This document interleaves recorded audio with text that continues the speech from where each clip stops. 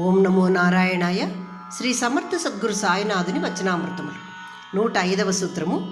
భగవంతుడు మరియు గురువు ఇరువురును ఎవరైతే వారికి శరీరము, మనస్సు మరియు ఆత్మతో పూర్తిగా వారికి అంకితమవుతారో వారి పట్ల మాత్రము బాధ్యత పూర్తిగా వారును వహిస్తారట. ఈ విధంగా చెప్తున్నారు బాబా ఇక్కడ. అనగా శరీరము, ఆత్మ, మనస్సు వీటిని ఎవరైతే సమర్పించి సంపూర్ణ భక్తిని పాటిస్తారో వారి పట్ల భగవంతుడు మరియు గురువు కూడా బాధ్యత కలిగి ఉంటారు అని చెప్తున్నారు. భక్తుడు వారి పట్ల భయము మరియు అనుమానము కలిగి ఉండుట ఆత్మ సమర్పణకు శత్రువులు అవుతాయి అంటున్నారు బాబా ఇక్కడ. అనగా మనం వారి పట్ల ఎటువంటి భయమును, అనుమానమును కలిగి ఉండకూడదు. అవి మన ఆత్మ సమర్పణ భావానికి శత్రువులు అవుతాయి అంటున్నారు బాబా. 106వ సూత్రము. ఓ ప్రభు, నా మనస్సును అంతర్ముఖముగా మళ్లించుము. అంటే మన లోపల ఉన్న భగవంతుని వైపు మళ్లించు మన మనస్సును అని చెప్తున్నారు. అనగా లోపలికి మళ్లించు, దానిని నాలో ఉన్న నీ వైపుకు మళ్లించు. నా మనస్సును ప్రాపంచిక విషయాల పట్ల ఆకర్షితము అవ్వనివ్వకుము. నా మనస్సును నీలో కలిసిపోనివ్వుము. అప్పుడు ఓ భగవంతుడా, మీరు నా ద్వారా లేదా నా శరీరము ద్వారా మీరే మంచి పనులు చేస్తూ ఉంటారు.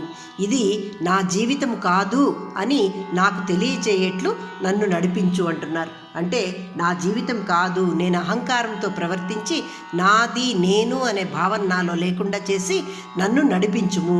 ఇది ఊరికే జీవనం నడిపిస్తున్నాడు భగవంతుడు అని గ్రహించేటట్లు చెయ్యి చెప్తున్నారు. ఈ జీవనమును నడిపించండి, మీరు ఆ విధంగా నెరవేర్చండి అని మనం ప్రార్థన చేయాలట. బాబా ఇక్కడ ఆ విధంగా చెప్తున్నారు. 107వ సూత్రము. మీ జీవితంలో తారసపడు సంఘటనలను అలాగే స్వీకరించుము. జీవితాన్ని అలాగే అంగీకరిస్తూ పొమ్ము. అంటే ఆ సంఘటనల యందు నన్ను భావించుము అని కూడా చెప్తున్నారు బాబా ఇక్కడ. మనకు సుఖ దుఃఖాలు, కష్ట నష్టాలు వస్తూ ఉంటాయి కదా, వాటిని అలాగే స్వీకరిస్తూ అంగీకరిస్తూ పొమ్ము అంటున్నారు బాబా. నేను అందు ఉన్నానని అనుసంధానించుకొనుము. ఆ కష్ట నష్టాలయందు, సుఖ దుఃఖాలయందు, ఆనందమునందు, అన్నింటి యందు నేను నీతోనే ఉన్నాను అని నువ్వు భావించు. నాతోనే స్థిరంగా ఉండుము.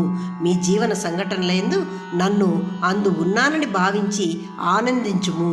నాపై స్థిర దృఢ చిత్తుడివై ఉన్నవాడు ఎటువంటి సంఘటనలకు ఎన్నడూ చెలించడు అంటున్నారు బాబా ఇక్కడ. అంటే ఆనందము వచ్చినా, సుఖము వచ్చినా, దుఃఖము వచ్చినా, నష్టం వచ్చినా ఎటువంటి సంఘటనలకును మనము చెలించబట్ట. ఎప్పుడు మనం స్థిర దృఢ చిత్తుడమై ఆ భగవంతుడు నాతోనే ఉన్నాడు, గురువు నాతోనే ఉన్నాడు అని భావించినప్పుడు మనము అటువంటి వాటికి చెలించక స్థిరంగా ఉంటాము అంటున్నారు బాబా ఇక్కడ.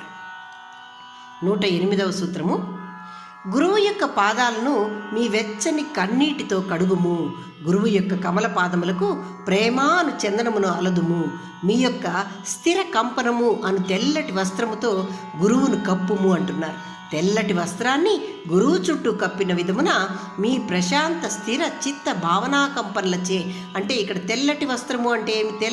తెల్లటి అంటే శ్వేతము దేనికి ప్రదర్శన అంటే ప్రశాంతతను సూచిస్తుంది. అక్కడ మనము ప్రశాంత స్థిర చిత్త భావనా కంపనలచే. భావనా కంపనలు అంటే ఎటువంటివి అవి? గురువు నాతో ఉన్నాడు అనే భావనా కంపనలతో మన భక్తిని ప్రదర్శించి ఆయన అటువంటి తెల్లటి వస్త్రముతో అటువంటి భావనలతో కంపనలతో చుట్టి ఉంచాలట. ఈ విధంగా చెప్తున్నారు బాబా ఇక్కడ. గురువు పాదాలపై మీ సంయమనాన్ని ఉంచుము. అనగా ఓర్పుతో బాబా ఉన్నాడు, గురువు ఉన్నాడు, భగవంతుడు ఉన్నాడు అనే సంయమనాన్ని ఉంచుకొనుము అంటున్నారు. అనగా ప్రశాంత స్థిర భక్తి అను మీ శక్తిని ఆయన పాదాలపై ఉంచుము అంటున్నారు. ఏకాగ్రతతో మీ పూజా ఫలాలను భగవంతుడికి సమర్పించుము, గురువుకు సమర్పించుము. ధ్యానయుక్తుడివై నిన్ను భగవంతునితో కట్టి ఉంచుము అని చెప్తున్నారు.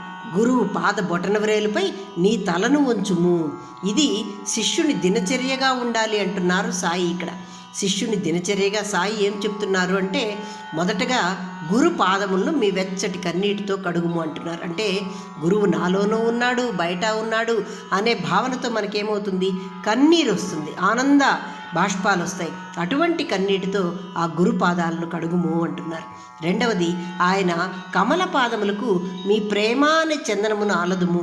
అంటే ఆ భగవంతుడు ఉన్నాడు, అందరిలోనూ ఉన్నాడు, మన యందు ఉన్నాడు, మన చుట్టూ ఉన్నాడు, బయట అంతటా నిండి ఉన్నాడు కాబట్టి ఆ ప్రేమ తత్వముతో ఆయన్ను చూడు.